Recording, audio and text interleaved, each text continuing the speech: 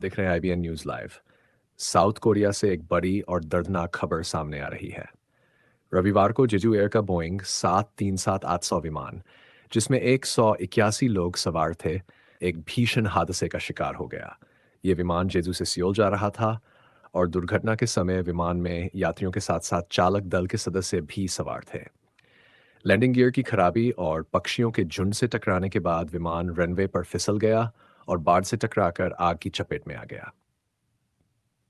प्रारंभिक रिपोर्ट्स के अनुसार यह हादसा उस समय हुआ जब विमान रनवे पर लैंडिंग के लिए आ रहा था और अचानक लैंडिंग गियर में खराबी आ गई। विमान का संतुलन बिगड़ गया और विमान विमानद्वार के पास बाढ़ से टकराकर आग में घिर गया।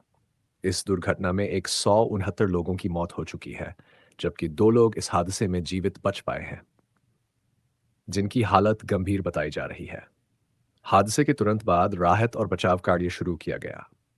घटनास्थल पर पहुंचने वाले फायर ब्रिगेड कर्मियों ने विमान के मलबे से जीवित बचने वाले 2 लोगों को बाहर निकाला। अब तक 120 शव बरामद किए जा चुके हैं, जबकि बाकी शवों की तलाश जारी है। यह हादसा इतना भयानक था कि विमान के कई हिस्से पूरी तरह से नष्ट हो गए हैं। चश्मदीदों के मुताबिक विमान में तेज झटके महसूस हुए और यात्रियों के बीच अफरा तफरी मच गई। ही देर में विमान आग की लपटों में गिर गया और पूरे इलाके में धुआं फैल गया। मेरे साथ इस वक्त घटनास्थल पर एक चश्मदीद मौजूद है। उन्होंने बताया कि विमान के फिसलने के बाद बाढ़ सेट कराने के बाद जोरदार धमाका हुआ और विमान में आग लग गई। उस दौरान उन्हें विमान के इंजन से धुआं निकलते हुए दिखाई दिया। हादसे की शुरुआती जांच में यह सामने आया है कि विमान का लैंड पक्षियों के झुंड सेट कराने के बाद फेल हो गया था।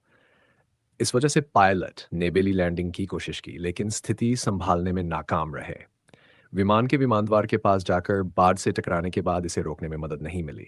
विशेषज्ञों का कहना है कि एवियन स्ट्राइक यानी पक्षियों से टकराव हवाई उड़ानों के लिए एक गंभीर खतरा है। लेकिन आधुनिक विमानों में इन समस्याओं को संभालने के लिए तकनीकी सुविधाएं होती हैं। अब सवाल ये उठता है कि क्या इस विमान में कोई तकनीकी खामी थी या एवियन स्ट्राइक के कारण विमान को नियंत्रित करना असंभव हो गया था। साउथ कोरियाई सरकार ने इस मामले की विस्तृत जांच के आदेश दिए हैं। विमान हादसे के बाद हवाई सुरक्षा को लेकर नए सवाल खड़े हो गए हैं और इस घटना से उड्डयन विभाग को सुरक्षा मानकों की समीक्षा करने की आवश्यकता महसूस हो रही है। आईबीएन न्यूज़ इस घटनाक्रम पर लगातार नजर बनाए हुए है और जैसे ही नई जानकारी प्राप्त होगी, हम उसे सबसे पहले आप तक पहुंचाएंगे। फिलहाल के लिए इतना ही। जुड़े रहिए हमारे साथ।